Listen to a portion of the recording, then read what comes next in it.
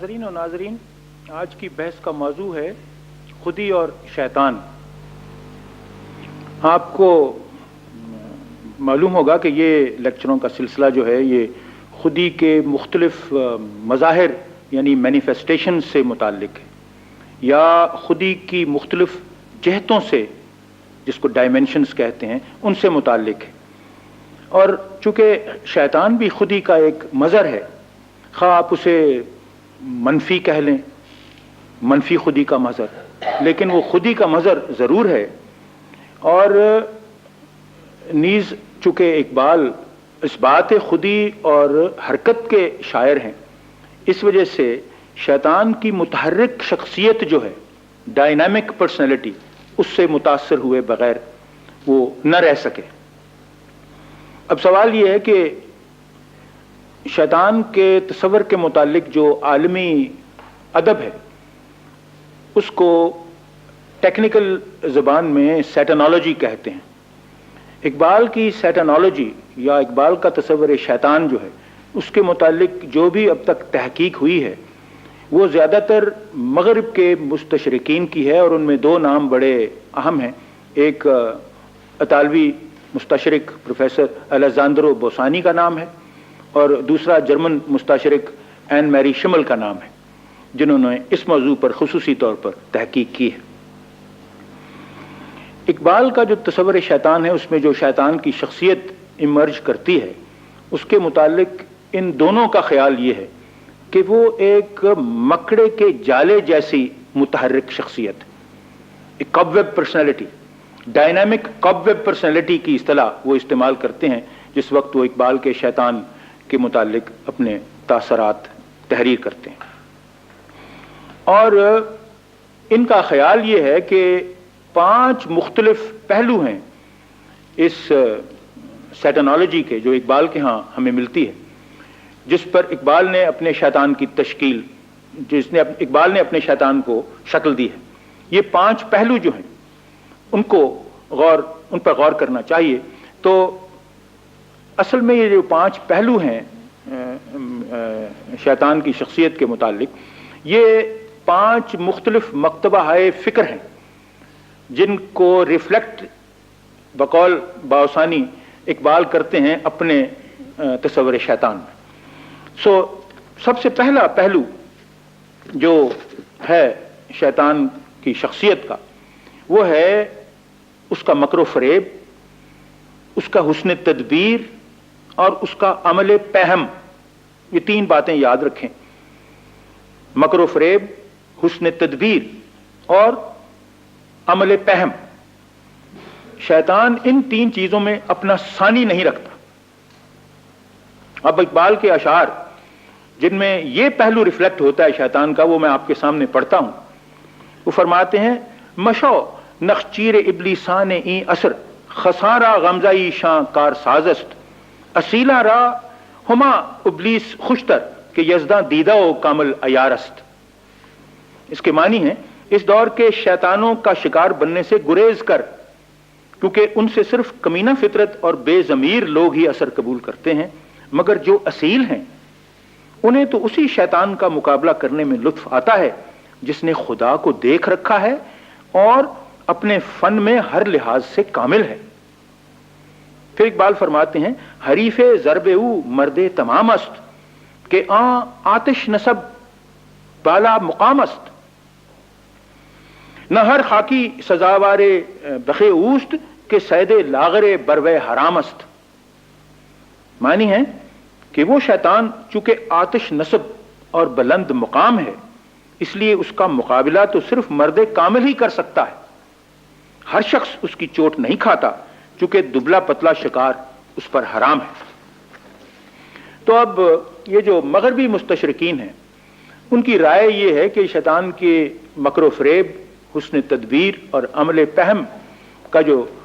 پہلو ہے، یہ اقبال نے قدیم فلسفہ یونان سے حاصل کیا ہے۔ یعنی قدیم فلسفہ یونان میں ان کے ہاں ایک شخصیت ہے جس میں یہ سب خصوصیات پائی جاتی ہیں۔ وہ ابھی اس شخصیت کا حوالہ آپ کے سامنے دیتا ہوں۔ میں اس نقطۂ نظر سے اتفاق نہیں کرتا چونکہ شیطان کی حسن تدبیر، اس کے مکر و فریب اور اس کے عمل پہم کے متعلق اسلامی ادب میں اور بالخصوص صوفیاء شعراء کے ادب میں یہ خصوصیات موجود ہیں. اس لیے یہ میں نہیں کہہ سکتا کہ اقبال کس حد تک قدیم یونان کے فکر سے متاثر اس سلسلے میں ہوئے. پہلے تو آپ اس بات پہ غور کیجئے کہ یونانی، جو قدیم یونانی ہیں، ان کی جو دیو مالا ہے جس کو مائتھولوجی کہتے ہیں، اس میں شیطان کا کوئی تصور نہیں ہے. ان کا جو مذہب تھا وہ بہت سارے خداؤں پر مشتمل تھا. ان کے عقیدے کے نزدیک جو پرانے یونانی تھے، خداؤں کی تعداد لا تعداد تھی، اور سب سے بڑا خدا جو ان کے نزدیک تھا اس کو وہ زیس کہتے تھے. یہ سب خدا جو تھے ان کے عقیدے کے مطابق اولمپس ماؤنٹین میں رہتے تھے. اولمپس ماؤنٹین کی چوٹیوں پہ، اولمفاس کا جو پہاڑ ہے اس کی چوٹی پر یہ خدا رہتے تھے. ان کا مذہبی عقیدہ تھا یونانیوں کا کہ یہ جو سارے خدا تھے یہ بیکار بیٹھے رہتے تھے، ان کو کوئی کام نہیں ہوتا تھا سوائے اس کے کہ یہ انسانوں کی دنیا میں وہ کسی نہ کسی انسان سے کوئی فحش غلطی کروا دیتے تھے، اور فحش غلطی کو جو وہ کرواتے تھے خدا، ان کو یونانی زبان میں ہمارٹیا کہتے ہیں. سو کسی شخص سے یہ خدا جان بوجھ کے ایک غلطی کرواتے تھے، اور اس کے بعد وہ انسان جو ہے وہ غلطیاں کرتا چلا جاتا تھا حتیٰ کہ وہ سب غلطیاں اس کی تباہی کا موجب بنتی تھی. اور یہ جو تباہی انسان کی انفرادی ہوتی تھی اس سے یہ خدا محظوظ ہوتے تھے، یہ لطف اٹھاتے تھے اس سے. سو یہ ان کے ہاں تصور تھا خیر و شر کا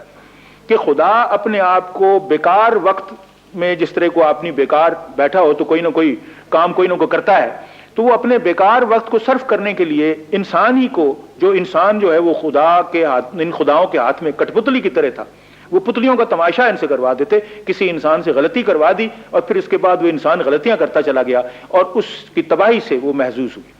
سو ان کے ہاں شیطان کا تصور ایز سچ موجود نہیں ان کے عقیدے میں. اگر کوئی شخصیت جس کے ساتھ یہ تین خصوصیات منسلک کی جا سکتی ہیں، یعنی مکر و فریب اور اس کے ساتھ ہی حسن تدبیر اور عمل پہم، تو وہ ان کے ہاں ایک کہہ لیجئے دیوتا ہے یا ڈیمی گاڈ ہے. اس کی شخصیت ہے جس کا نام پرومیتھیس ہے. تو پرومیتھیس کے متعلق ان کی دیو مالا میں یہ مشہور ہے کہ وہ انسان کی بہبود کے لیے خداؤں کے محل سے آگ چرا کے لایا، اور وہ اپنے مکر و فریب اور اپنے حسن تدبیر اور عمل پہم سے اولمپس پہاڑیوں کی چوٹیوں تک پہنچا اور اس نے آگ چرا لی. نتیجہ یہ ہوا کہ خدا سب جو تھے وہ بڑے ناراض ہوئے اور اس کو سزا دی. اور اس کی سزا یہ ہے کہ ان کی مائتھولوجی کے مطابق آج بھی پرومیتھیس کو کاف کی جو چوٹی ہے اس کے اوپر وہ کہتے ہیں کہ وہ زنجیروں میں جکڑا ہوا پڑا ہے، اور دو گدھ جو ہیں وہ اس کی انتڑیوں کو نوچ نوچ کے کھا رہے ہیں. تو یہ پرومیتھیس کو سزا ملی اس کے مکر و فریب کی اور اس کے حسن تدبیر کی اور اس کے عمل پہم کی. تو پرومیتھیس کا تصور جو ہے مغربی لٹریچر میں جب بھی کہیں آپ ذکر کرتے ہیں مکر و فریب کا یا حسن تدبیر کا اور یا عمل پہم کا، تو پرومیتھیس کی شخصیت کا حوالہ دیا جاتا ہے. آپ کو ملٹن میں بھی پرومیتھیس کی شخصیت کا حوالہ ملے گا، گوئٹے کے فاؤسٹ میں بھی، ملٹن کی پیراڈائز لاسٹ میں بھی یہی حوالہ ملے گا، اور اسی طرح اور بہت سے جو مغربی شعراء ہیں، بائرن میں، نیز کیٹس میں اور شیلے میں، اور اسی طرح جو جرمن ادب ہے یا فرانسیسی ادب ہے یا اطالوی ادب ہے اس میں پرومیتھیس کا حوالہ اسی ضمن میں آئے گا. تو یہ مغربی مستشرقین جو ہیں ان کا یہ خیال اس طرح ہے کہ شاید اقبال بھی اسی طرح پرومیتھیس سے متاثر ہو کر اس نے یہ جو پرومیتھیس کی خصوصیات ہیں وہ اس نے اپنے شیطان میں رکھ دی ہیں. میرا خیال ہے یہ تصور جو ہے یہ غلط ہے، اور کوئی ایسی ہمارے پاس سند نہیں یا کوئی ایسا ثبوت نہیں جس سے ہم یہ کہہ سکیں کہ یہ اقبال نے کہیں پرومیتھیس کا ذکر تک اپنے کلام میں نہیں کیا یا یونانی ادب کا انہوں نے ذکر تک نہیں کیا. لیکن اس ضمن میں چونکہ مسلم صوفیاء کے ہاں، شعراء کے ہاں یہ تصور پہلے سے موجود ہے کہ جو شیطان ہے اس کا مکر و فریب اور اس کی حسن تدبیر اور اس کا عمل پہم، تو اقبال نے اسی اسلامی ادبیات کی روایت ہی کو برقرار رکھا ہے جس وقت وہ اپنے تصور شیطان میں یہ خصوصیات جو ہیں وہ شیطان میں دکھلاتے ہیں. اب یہ ہم آتے ہیں دوسرے پہلو کی طرف کہ اقبال کا جو تصور شیطان ہے اس کا ایک پہلو تو یہ میں نے آپ کے سامنے عرض کر دیا. دوسرا پہلو کیا ہے؟ دوسرا پہلو یہ ہے کہ وہ خدا کی ضد ہے، یعنی انسان کا حریف نہیں بلکہ خدا کا حریف ہے. اس تصور کا پس منظر کیا ہے کہ خدا کے مقابلے میں شیطان کی آزاد انفرادی شخصیت. اقبال کے بعض اشعار ہیں جن سے آپ یہ تاثر لے سکتے ہیں. مثلا ایک ان کی مشہور نظم ہے جس میں اقبال کا شیطان خداوند تعالیٰ سے کہتا ہے، پیکر انجم ز تو گردش انجم ز من، جاں بجہاں اندرم زندگی مزمرم. اس کے معنی ہیں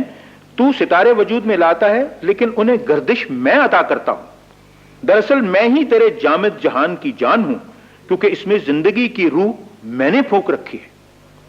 اگلا شعر ہے، تو بہ بدن جاں دہی شور بجا مند ہم، تو بہ سکوں رہزنی من بہ تپش رہ برم. معنی ہے تو فقط جسم میں جان ڈالتا ہے لیکن میں زندگی میں عمل کی گرمی پیدا کرتا ہوں. تو صرف ابدی راحت اور سکون کا رستہ دکھاتا ہے مگر میں جستجو اور تگو دو کی طرف راہبری کرتا ہوں. پھر شعر ہے، آدم خاکی نہاد دو نظر و کم سواد، ذات در آغوش تو پیر شود در برم. اور یہ خاکی فطرت انسان جو کوہتا بین، بے شعور اور جاہل ہے، اگرچہ تیری آغوش میں پیدا ہوتا ہے لیکن اسے بلوغت میرے دامن ہی میں نصیب ہوتی ہے. تو اب اگر یہ نظم آپ اپنے سامنے رکھیں تو اس میں شیطان خدا کے حریف کے طور پر ظاہر ہو رہا ہے. وہ کہہ رہا ہے کہ اے خداون، تو نے تو یہ جہان پیدا کر دیا ہے لیکن یہ جہان میں ہنگامہ تو کوئی نہیں تھا، یہ تو مردہ جہان ہے، اور اس میں اگر زندگی کی روح پھونک رکھی ہے تو میں نے ہی پھونک رکھی ہے. تو راحت اور سکون کی طرف لے جاتا ہے، میں جستجو اور تگ و دو کی طرف راہبری کرتا ہوں. تو یہ جو بھی عمل کی دنیا ہے اس کا تو حامل میں ہوں، اور جو وجود میں چیزیں لانے کا عمل ہے وہ تیرا عمل ہے. تو اس میں تو وہ اس کی یہ آپ کہہ سکتے ہیں کہ یہاں اس کی پوزیشن جو ہے وہ خدا کے حریف کی طرح کی ہے. لیکن یہاں بھی اقبال ایک نیا خیال پیش کرتے ہیں. قرآن مجید میں آتا ہے کہ جب خداوند تعالیٰ نے آدم کی تشکیل کرنے کا خیال کیا تو فرشتوں سے کہا کہ میں ایک ایسی شخصیت بنا رہا ہوں. تو فرشتوں نے خداوند تعالیٰ سے کہا کہ یہ جو چیز آپ بنا رہے ہیں اس سے تو یہ تو بڑی فساد پیدا کرے گی. تو اللہ تعالیٰ نے ان سے کہا تھا کہ بھائی تم لوگوں کو وہ معلوم نہیں جو میں جانتا ہوں. تو اقبال اسی قرآنی آیت کو اپنے سامنے رکھتے ہوئے وہ فرماتے ہیں، اور ان کا تصور یہ ہے کہ انسان ہی شیطان کی تخلیق کا سبب بنا. اور اشعار ان کے یہ ہیں، جہاں تا از عدم بیروں کشیدند ضمیرش سرد و بے ہنگامہ دیدند، بغیر از جان ماں سوزے کجا بود ترا از آتش ماں آفریدند. معنی ہے جب خدا نے یہ جہان پیدا کیا تو بالکل خاموش، ویران اور بے رونق تھا. اس میں کسی قسم کا کوئی ہنگامہ نہ تھا. اگر اس میں سوز آیا تو انسان کی وجہ سے آیا، گویا وہ انسانی کے سوز کی آگ تھی جس سے شیطان پیدا ہوا. تو اس سے بھی یہ ظاہر ہے کہ یہ تصور کر لینا کہ اقبال نے صرف شیطان کو خدا کے حریف کے طور پر تصور کیا ہے، یہ درست نہیں، کیونکہ وہ تو انسان کے سوز کی آگ کو کہہ رہے ہیں کہ وہ شیطان کے وجود میں لانے کا باعث بنی. اب ہم آتے ہیں تیسرے پہلو کی طرف جو شیطان کی شخصیت کا ہے اور جس کا اقبال کے ہاں ذکر آپ کو ملتا ہے. وہ یہ ہے کہ اپنی تمام کوتاہیوں کے باوجود شیطان عاشق توحید ہے، اور اس کو مسلم صوفیاء نے عاشق اول بھی کہا ہے. یہ سب کیوں؟ یہ اس لیے کہ اس نے فراق اور عذاب قبول کر لیا، لیکن توحید کے لیے اس کے عشق کا یہ عالم تھا کہ انکار کی کیفیت میں بھی خدا کی باطنی رضا کو پورا کیا. آخر خدا ہی نے تو یہ کہہ رکھا تھا کہ میرے سوا کسی کے سامنے آپ نے سجدہ نہیں کرنا. تو یہ جو تصور ہے شیطان بطور عاشق توحید کا، یہ مسلم صوفیاء کا تصور ہے، اور وہ ان کفار کو شرم دلانے کے لیے ہے کہ تم توحید کو قبول نہیں کرتے، یہ تو ایک ایسی حقیقت ہے جس کو شیطان بھی تسلیم کرتا ہے، بلکہ تسلیم ہی نہیں کرتا بلکہ شیطان اس توحید کا عاشق ہے جس کے تم منکر ہو۔ تو یہ صوفیاء اسلام کا نظریہ ہے، یہ بھی آپ کو اقبال کے ہاں ملتا ہے، یہ تصور بھی اقبال کے ہاں ریفلیکٹڈ ہے۔ اور اس ضمن میں جس وقت اقبال اپنے تصور شیطان کی تشکیل کر رہے تھے تو وہ خصوصی طور پر منصور حلاج سے بہت متاثر ہوئے۔ منصور حلاج ہی اقبال کا تعارف شیطان کے ساتھ کراتا ہے جاوید نامے میں، اور جس وقت وہ شیطان کا تعارف کراتے ہیں منصور حلاج تو کیا کہتے ہیں؟ اقبال ان کے منہ میں یہ الفاظ ڈال رہے ہیں جاوید نامے میں، زاں او در عشق و خدمت اقدم است، آدم از اسرار او نامحرم است۔ چونکہ شیطان عشق اور خدمت میں پیش از آدم تھا، اس لیے آدم اس کے اسرار سے آگاہ نہیں۔ پھر فرماتے ہیں چاک کن پیراہن تقلید را تا بیا موزی ازو توحید را، میں نے ہے پس تو تقلید کا پیراہن چاک کر تاکہ شیطان سے بھی توحید کا سبق حاصل کر سکے۔ تو اس کا مطلب یہ ہے کہ توحید ایسی حقیقت ہے جسے شیطان تک بھی تسلیم کرتا ہے۔ تو یہ صوفیاء اسلام کا جو فکر ہے شیطان کی شخصیت کے متعلق، یہ اس کا اظہار ہے جو اقبال اپنے شاعرانہ کلام میں پیش کر رہے ہیں۔ اب اس کے بعد ہم آتے ہیں شیطان کے چوتھے پہلو کی طرف، اور یہ چوتھا پہلو جو ہے یہ خالصتاً اسلامی تصور ہے شیطان کا، کہ شیطان جو ہے وہ اللہ تعالیٰ کی تخلیقات میں سے ہے۔ اس نے حسد کی بنا پر اور اپنی نسلی برتری کی متکبرانہ دلیل دے کر آدم کو سجدہ کرنے سے انکار کیا، خدا کا حکم نہ مانا اور اس لیے ماتوب ہوا۔ آپ کو پتہ ہے کہ یہ نسلی برتری کی جو دلیل، متکبرانہ دلیل جو شیطان نے دی تھی انکار کرتے وقت، وہ کیا تھی؟ شیطان نے کہا تھا کہ میں کس طرح اس آدم کے سامنے سجدہ کر سکتا ہوں، چونکہ یہ تو خاک سے بنا ہے اور میں آگ سے بنا ہوں، اور آگ چونکہ خاک سے لطیف ہے اس لیے میں اس گھٹیا چیز کے سامنے اپنا سر نہیں جھکا سکتا۔ تو یہ متکبرانہ دلیل تھی، یعنی نسلی برتری کی بنا پر کہ میری نہاد اور طرح سے ہے، یہ انسان کی نہاد تو خاک سے ہے، میں اس کے سامنے سجدہ کیوں کروں؟ اور حسد اس لیے کہ خدا نے ایک ایسا عبد پیدا کر لیا ہے جو اس کا عاشق ہوگا، اور چونکہ وہ خود اپنے آپ کو عاشق توحید اور عاشق خدا سمجھتا تھا، لہٰذا اس کو حسد پیدا ہو گیا انسان سے۔ تو اس نقطۂ نگاہ سے جو انسان جو ہے شیطان، اس کا رقیب، حریف اور مد مقابل ہے، اور اس کی کوشش یہ ہے کہ عقلی دلائل پیش کر کے انسان کو راہ راست سے بھٹکا دے اور اس کو گمراہ کر دے۔ اب اس ضمن میں اگر یہ جو ایسپیکٹ ہے شیطان کی شخصیت کا، اس ضمن میں اگر اقبال کسی شخصیت سے متاثر ہوتے ہیں تو وہ مولانا جلال الدین رومی کی شخصیت ہے، جس طرح انہوں نے شیطان کو اپنے مثنوی مانوی میں پیش کیا ہے، جس کو مثنوی مانوی کو پہلوی یا فارسی میں قرآن مجید بھی کہا جاتا ہے۔ اس میں مولانا جو ہے، مولانا جس وقت ذکر کرتے ہیں شیطان کا تو وہ سانپ کی تشبیہ اس کے ساتھ دیتے ہیں۔ تو سانپ کی تشبیہ مولانا کیوں دے رہے ہیں؟ اس لیے کہ سانپ جب اپنے مد مقابل پر یا کسی پر حملہ کرتا ہے تو اپنے سر کے ساتھ کرتا ہے، مراد یہ ہے کہ وہ عقل کا سمبل ہے کیونکہ وہ حملہ اپنے سر کے ساتھ کرتا ہے، اور جو مرد کامل ہے وہ اس کا وار اپنے قلب یعنی عشق کی ڈھال سے روکتا ہے۔ یہ سمبولزم ہے جو مولانا رومی کے ہاں آپ کو ملے گا۔ شیطان بطور سانپ کیونکہ وہ سر کے ساتھ حملہ کرتا ہے، اور مرد کامل بطور عشق کے مظہر کے کہ وہ اپنے قلب کی ڈھال کے ساتھ اس حملے کو روکتا ہے۔ اسی وجہ سے مولانا فرماتے ہیں کہ عشق جو ہے وہ انسان کی طرف سے ہے، لیکن عقل جو ہے وہ شیطان کی طرف سے ہے۔ لیکن یہاں بھی یہ بات اپنے ذہن میں رکھیے کہ مولانا عقل کے منفی استعمال کو طاغوتی عقل یا طاغوتی استدلال کہتے ہیں۔ مطلب یہ ہے کہ عقل ایک ایسی چیز ہے، اللہ تعالیٰ نے آپ کو ایک ایسا عطیہ دیا ہوا ہے جس کو آپ دونوں طریقوں سے استعمال کر سکتے ہیں۔ اگر آپ عقل سے سیاہ کو سفید ثابت کرنا چاہیں تو وہ کر سکتے ہیں، مگر وہ استدلال طاغوتی ہوگا، وہ عقل طاغوتی ہوگی۔ تو اسی وجہ سے، اور غالباً مولانا کے تتبع ہی میں علامہ اقبال کا شعر ملاحظہ ہو، فرماتے ہیں عقل اندر حکم دل یزدانی است، چون ز دل آزاد شد شیطانی است،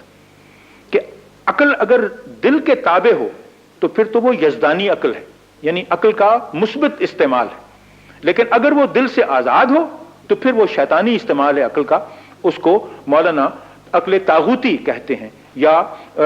طاغوتی استدلال کہہ کر اس کی تعریف کرتے ہیں۔ تو یہ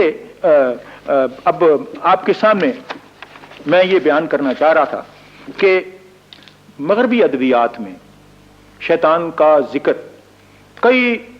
جگہ آتا ہے اور وہ اس کو کئی رنگوں میں پیش انہوں نے کر رکھا ہے مغربی ادباء اور شعراء نے۔ اسی طرح مشرق میں بھی بالخصوص اسلامی ٹریڈیشن جو ہے اس میں شیطان کو مختلف صوفیاء شعراء نے اپنے کلام میں اس کو استعمال کیا ہے اور اس کی خواص بیان کرتے ہوئے اخلاقی نقطہ نگاہ سے اس کی قدر و قیمت جو ہے اس پر بحث کر رکھی ہے۔ مغربی ادبیات میں جو اہم مثالیں ہیں جن ادباء کی یا شعراء کی یا ڈرامہ نگاروں کی جنہوں نے شیطان کو اپنے ایک کریکٹر کے طور پر استعمال کیا ہے، ان میں تو ایک مشہور مثال گوئٹے کے فاؤسٹ کی ہے۔ گوئٹے سے بھی پیشتر جو انگریزی ڈرامہ کو سمجھتے ہیں ان کو معلوم ہوگا کہ مارلو نے سب سے پہلے فاؤسٹ کو ڈرامے کی شکل میں پیش کیا تھا، شیکسپیئر سے بھی پہلے، مگر جو بہترین نظم آج تک اس موضوع پر لکھی گئی ہے وہ فاؤسٹ کے زیر عنوان گوئٹے ہی نے لکھی ہے، جس میں شیطان کا کردار میفسٹوفیلیس ادا کرتا ہے۔ اسی طرح ملٹن کے ہاں بھی فردوس گمشدہ یا پیراڈائز لاسٹ میں شیطان کا ذکر آپ کو ملتا ہے، اور شیطان کی ایک بڑی سپر ہیومن اور بڑی ایک گائجینٹک پرسنالٹی کے طور پر اس کو ظاہر وہ کرتا ہے۔ لیکن عالمی ادب میں جو نظم مولانا رومی کی شیطان کے متعلق ہے جس کا عنوان ہے معاویہ اور ابلیس، اس نظم سے بہتر نظم آج تک دنیا میں تحریر نہیں کی گئی، بلکہ اس نظم کے متعلق نکلسن جو ان کا جس نے مثنوی مانوی کا ترجمہ انگریزی زبان میں کیا ہے، وہ تحریر کرتے ہیں کہ اس سے بہتر ڈایابولیکل اپالوجی یعنی معذرت شیطانی آج تک کسی نے بھی عالمی ادب میں تحریر نہیں کی۔ اب سوال یہ ہے کہ یہ نظم کیا ہے؟ یہ نظم اپنی جگہ پہ بڑی خوبصورت نظم ہے، ایک طویل نظم ہے مولانا کی۔ اس میں دکھایا یہ ہوا ہے کہ ایک بادشاہ ہے اور وہ اپنے خوابگاہ میں سو رہا ہے، وہ محسوس کرتا ہے کہ صبح صبح کا وقت ہے، کوئی اس کے کمرے میں اس کی خوابگاہ میں موجود ہے، وہ اٹھ کے اس کو ڈھونڈنے نکل پڑتا ہے، حتیٰ کہ دیکھتا ہے کہ ایک پردے کے پیچھے کوئی شخص چھپا ہوا ہے، یہ اس کو کھینچ کے باہر نکالتا ہے، اور یہ بادشاہ اس سے چور سے پوچھتا ہے کہ تو کون ہے جو چوری چھپے میرے خوابگاہ میں داخل ہو گیا ہے؟ تو اس کو جواب یہ دیتا ہے کہ میں شیطان ہوں۔ تو اس نے کہا تم یہاں کیوں آئے ہو؟ میری اس خوابگاہ میں تو پرندہ تک پر نہیں پٹک سکتا، تم کیسے میری خوابگاہ میں آ گئے اور کیوں آئے؟ اس نے کہا میں تمہاری خوابگاہ میں تمہیں جگانے کے لیے آیا تھا، چونکہ صبح کی نماز کی اذان ہوئی چاہتی ہے، اور میں نے تمہیں اس لیے جگایا ہے تاکہ وہ تم قضا نہ کر دو۔ تو یہ جو بادشاہ ہے اسے کہتا ہے کہ بھائی یہ کیسے ہو سکتا ہے، تمہارا کام تو لوگوں کو غفلت کی نیند سلانا ہے، تم مجھے نماز کے لیے اٹھانے کے لیے کیسے آ گئے؟ میں یہ مانتا نہیں ہوں، چونکہ تمہارا مکر و فریب جو ہے وہ سارے لوگ جانتے ہیں، وہ مشہور ہے۔ اس کے بعد اس کی طویل بحث ہوتی ہے جس میں وہ ایک طرح سے اپنی معذرت پیش کرتا ہے کہ میں تو خدا کا عاشق تھا، میں تو اب بھی خدا کا عاشق ہوں، اور یہ تو ایسے ہی لوگ جو ہیں وہ مجھ پر الزام لگاتے ہیں اور سارے مجھے گناہگار سمجھتے ہیں، حالانکہ قصور تو آپ میں اپنا ہے، اور انسان میں اپنے اندر اس کا نفس لعین ہے جو اس سے بدی کرواتا ہے، میرے پر سارے مفت میں الزام لگاتے ہیں۔ لیکن جو بادشاہ ہے اس کے استدلال جو طاغوتی استدلال ہے اس سے متاثر نہیں ہوتا، اور بالآخر اس کو گردن سے پکڑ کے اس کو گرا لیتا ہے اور اس کو کہتا ہے مجھے سچ سچ بتا کہ تو مجھے کیوں جگانے آیا۔ اس پر پھر جب اس کی گردن کو دباتا ہے وہ بادشاہ شیطان کی، تو شیطان اس کو کہتا ہے اچھا تو میری گردن تو چھوڑ دے، میں تمہیں بتا دیتا ہوں کہ میرا اصل مقصد تمہارے پاس آنے کا کیا تھا اور میں نے تمہیں کیوں جگایا ہے۔ اور پھر آخر میں اس نظم کے آخر میں وہ شیطان اس کو بتاتا ہے کہ میں نے تمہیں واقعی اس لیے جگایا ہے تاکہ تو صبح کی نماز جو ہے وہ قضا نہ ہونے دے اور تو پڑھ لے، چونکہ اگر تیری یہ نماز قضا ہو جاتی تو اس سے جو افسوس تجھے ہوتا، جو تعصف تجھے ہوتا، جو ریمورس تجھے ہوتا، اس کا تمہیں لاکھوں گنا زیادہ ثواب ملنا تھا۔ میں نے اس ثواب سے تمہیں محروم رکھنے کے لیے جگا دیا ہے تاکہ تو نماز جو ہے اس کو قضا نہ ہونے دے، اس کو پڑھ لے تاکہ تجھے تھوڑا ثواب ملے، تجھے زیادہ ثواب نہ ملے۔ یعنی مطلب اس کا موٹو جو نظم کا ہے وہ یہ ہے کہ شیطان آپ کو ہمیشہ بدی کی ترغیب ہی نہیں دیتا، بعض اوقات وہ چھوٹی نیکی کی بھی ترغیب آپ کو دیتا ہے تاکہ آپ کو بڑی نیکی سے محروم رکھا جا سکے۔ اور اس نظم کے آخر میں شیطان کہتا ہے مگر یہ جو کچھ بھی مجھ سے ہوا ہے وہ عشق کی وجہ سے ہوا ہے اور وہ حسد کی وجہ سے ہوا ہے، اور میں تمہارا رقیب ہوں، چونکہ اللہ تعالیٰ کی محبت میں میں بھی تمہارا رقیب ہوں، اور حاسد ہونا یہ بھی ایک عاشق کے لیے ضروری ہے۔ اس طرح یہ نظم ختم ہوتی ہے، اور اس نظم کو جس طرح میں نے عرض کیا ہے کہ دنیا کے جو لٹریچر، سیٹانالوجی کا جو لٹریچر ہے اس میں اس سے عظیم ڈائبولیکل اپولوجی آج تک نہیں تحریر کی گئی۔ اب جہاں بھی آپ کو اقبال کے ہاں شیطان کے معذرت خواہانہ انداز میں جو نظمیں ہیں وہ آپ جو بھی اقبال کے ہاں پڑھیں گے، خواہ وہ فارسی کی ہیں خواہ وہ اردو کی ہیں، ان میں آپ دیکھیں گے مولانا رومی کا یہی رنگ جو ہے وہ بڑا واضح ہے۔ لیکن اقبال کی جو نظم ہے نالہ ابلیس جاوید نامے میں، وہ بھی اپنا مقام رکھتی ہے عالمی ادب میں۔ یہ نظم عجیب و غریب ہے چونکہ اس میں بجائے اس کے کہ شیطان جو ہے وہ کو معذرت پیش کرے انسان کو، وہ خدا کے سامنے نالا کو نہ ہے۔ یہ نظم نالہ ابلیس کہلاتی ہے، اور جس میں شیطان جو ہے وہ خدا سے مخاطب ہو کے کہتا ہے کہ اے خداوندہ، مجھے آدم کی صحبت نے ذلیل و خوار کر دیا ہے، اس کی تو فطرت ہی انکار سے بیگانہ ہے، اس کو تو پتہ ہی نہیں انکار کس طرح کرتے ہیں، جو کچھ میں کہتا ہوں میرے ہر حکم کی تعمیل کرتے ہیں،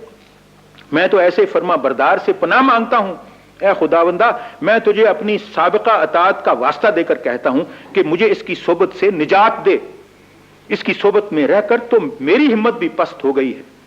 اس کی فطرت اتنی خام اور عزم اتنا کمزور ہے کہ میری ایک ہی ضرب کی تاب نہیں لا سکتا، مجھے کوئی پختہ حریف عطا کر جو میرے مرتبے کے لائق ہو، مجھے ایسا انسان دے جو میری طاقت کا مردانہ وار مقابلہ کر سکے، جو میری گردن پکڑ کر مروڑے اور جس کی ایک ہی نگاہ مجھے لرزہ برندام کر دے، اے خداوندہ مجھے کم از کم ایک مرد حق پرست تو عطا فرما تاکہ میں بھی شکست کی لذت سے محظوظ ہو سکوں۔ اس میں آپ نے دیکھا ہے کہ یہ گردن مروڑنے کا جو اشارہ ہے یہ بھی مولانا روم ہی کی اس نظم سے اقبال نے لیا ہے، اور اس نظم کی خصوصیت یہ ہے کہ اس میں بجائے اس کے کہ شیطان انسان کو معذرت پیش کرے، اس دور کی بات تو اور تھی، اب انسان کی تذلیل اقبال کی نگاہ میں اس حد تک ہو چکی ہے کہ شیطان بھی اس سے بیزار آ گیا ہے، اور وہ بھی خدا سے کہتا ہے کہ خداوندہ کوئی اور آدم بھیج، یہ آدم تو اس لائق ہی نہیں کہ میں اس کا مقابلہ کر سکوں۔ اس کے بعد ہم شیطان کے آخری پہلو یعنی 5ویں پہلو کی طرف آتے ہیں، اور یہ ہے کہ شیطان کی ایک سیاسی شخصیت بھی ہے، اور بقول مغربی مستشرقین کے یہ اقبال کا شیطان سے متعلق عالمی ادب میں اچھوتا اضافہ ہے، یہ اقبال کا اپنا تخلیقی اضافہ ہے کہ یہ شیطان کو بین الاقوامی اور قومی سیاست کے میدان میں بھی برسر عمل دیکھتے ہیں، اور اس مقصد کی تحصیل کے لیے کہ کسی نہ کسی طرح بین الاقوامی سیاست میں انسان کو انسان کے ساتھ لڑا دیا جائے یا اس کی تباہی کے حالات پیدا کیے جائیں، اور اسی طرح قومی سیاست میں بھی اس کی جو ملتیں ہیں یا جو اقوام ہیں ان کی تباہی کا باعث بنے، شیطان اس میں خاکی شیاطین کو استعمال کرتا ہے، خاکی شیاطین کو وجود میں لاتا ہے جو اس کے سیاسی فرزند ہیں۔ یہ اقبال کا ایک انوکھا یعنی پہلو ہے۔ اس میں آپ اقبال کی جو نظم ہے ابلیس کی مجلس شورا وہ واضح اپنے ذہن میں واضح کریں، اس میں شیطان کہتا ہے کہ میں خود سرمایہ دارانہ نظام کا مجد اور اس کا محافظ ہوں، اس لیے مجھے کل کے اشتراکی انقلاب کا کوئی خوف نہیں، اگر مجھے کوئی خوف ہے تو فقط احیاء اسلام سے ہے، لہٰذا وہ اپنے مشیروں کو ہدایت کرتا ہے کہ کسی نہ کسی طرح آئین پیغمبر چشم عالم سے پوشیدہ رکھیں اور ایسی صورت حالات پیدا کریں جس سے مسلمان اپنی اجتماعی زندگی میں تخلیقی عمل سے مستقل طور پر غیر مانوس ہو سکیں۔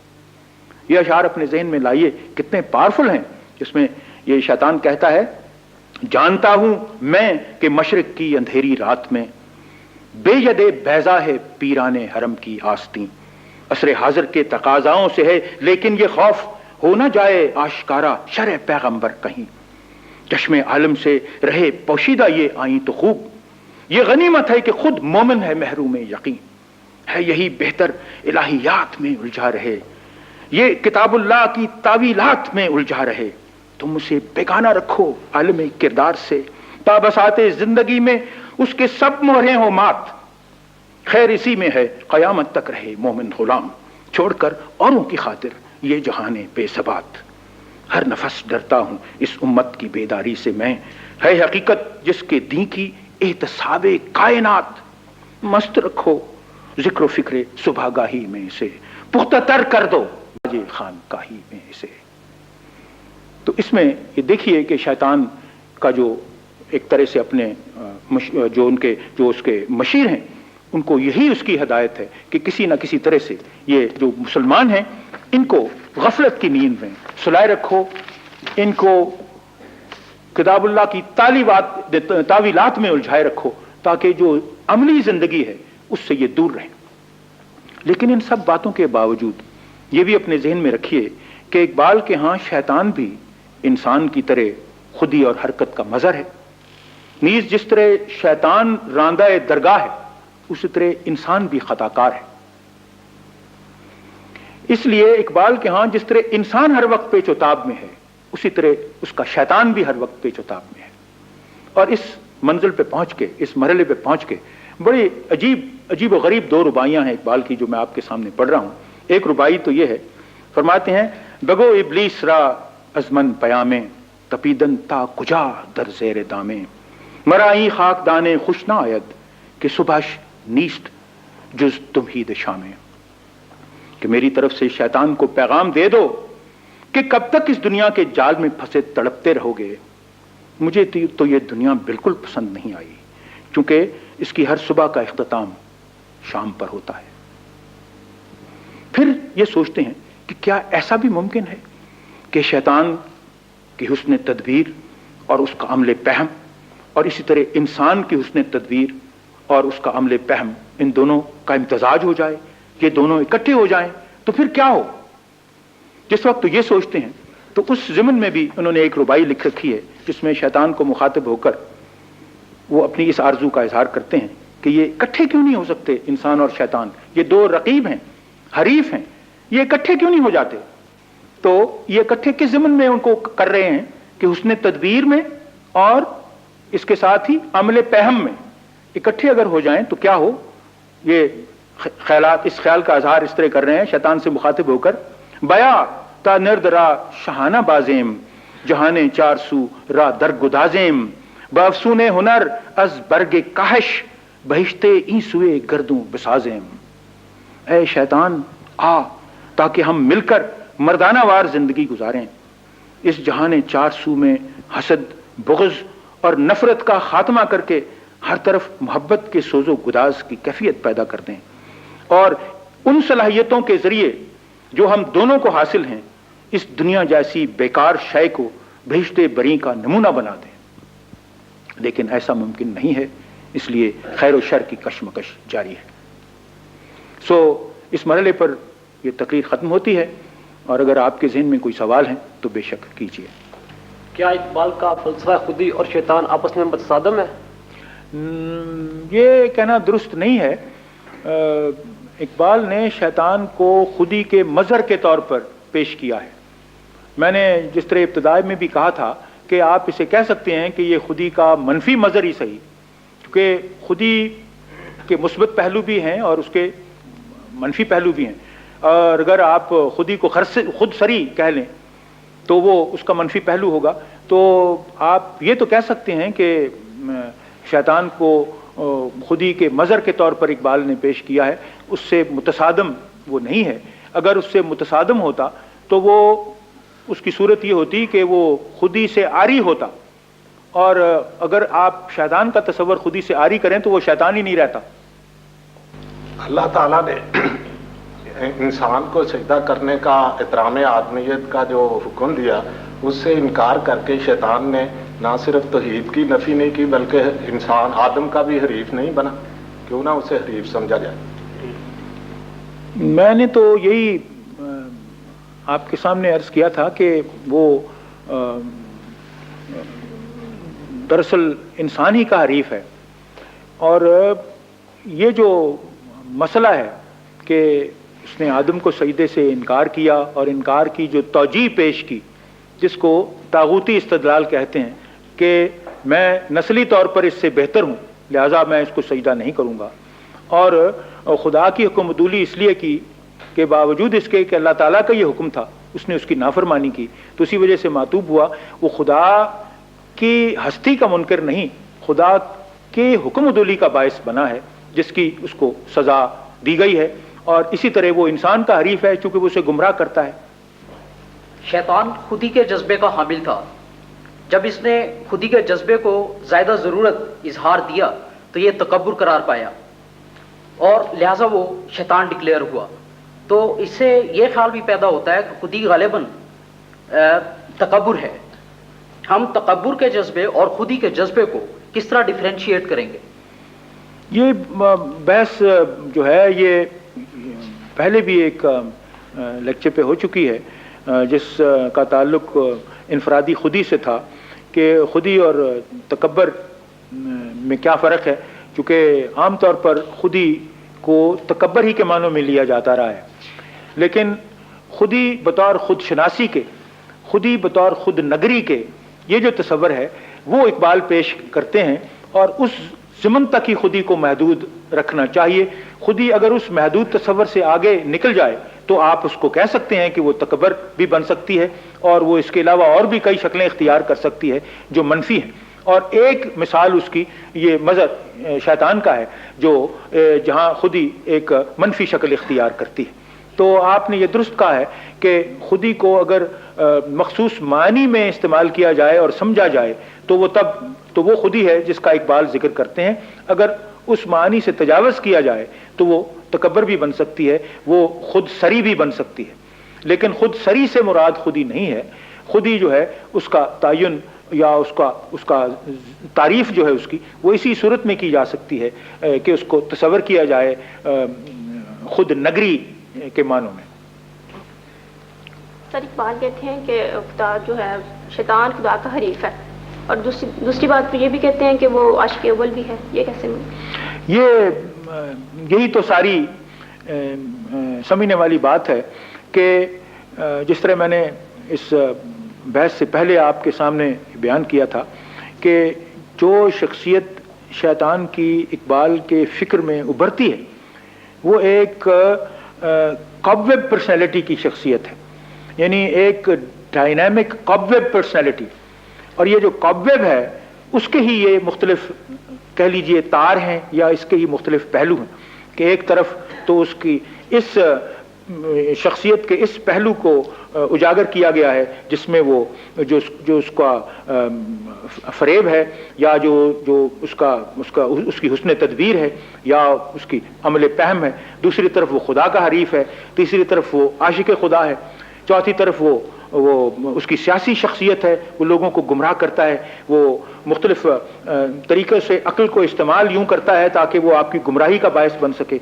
چونکہ عشق گمراہی کا باعث بقول اقبال اور مولانا روم وہ نہیں بن سکتا، صرف عقل ہی ہے جو آپ کو دوسرے رستے کی طرف بھی لے جا سکتی ہے۔ تو یہ سارے اس کی پرسنالٹی کے ڈفرینٹ فیسٹس ہیں۔ یہ سمجھ لیجئے کہ جس طرح ایک جواہر کے یا ایک ہیرے کے مختلف پہلو ہوتے ہیں اسی طرح اس کی شخصیت کے مختلف پہلو ہیں، اور ان کو اسی رنگ میں ہی لینا چاہیے۔ پہلوؤں میں اگر آپ کو تضاد نظر آتا ہے تو یہ اس کی شخصیت کا تضاد ہے، اور اس کی کیریکٹرائزیشن اس طرح کی گئی ہے۔ فرض کیجئے کہ آپ اس کو بطور ایک کردار کے دیکھیں جو کہ ایک کسی ڈرامے میں پیش کیا گیا ہو، تو اگر اس کردار میں اس قسم کی خصوصیات ہوں، ہم میں سے بہت سارے اس قسم کے لوگ ہیں انسانوں میں بھی جو مجموعہ ازداد ہیں، اور وہ انسان کی تکمیل ہی تبھی ہوتی ہے کہ وہ مجموعہ ازداد ہو، لیکن آپ دیکھتے ہیں کہ جس وقت اس کردار کا تسلسل آپ کے سامنے آتا ہے، جب اس کا کردار ایک جیتی جاگتی صورت کی شکل میں آپ کے سامنے پیش کیا جاتا ہے تو آپ کو اس کے جو تضادات ہیں وہ نظر نہیں آتے، بلکہ اس کی شخصیت میں سب خلط ملط ہو جاتے ہیں۔ تو یہ تضاد جو آپ کو اقبال کے تصور شیطان میں یا شیطان کی شخصیت میں نظر آتا ہے یہ اس کے کریکٹر کا تضاد ہے، اور اس کا جواب سوائے اس کے اور کوئی نہیں کہ اس کی کریکٹرائزیشن اس طرح اقبال نے کر رکھی ہے۔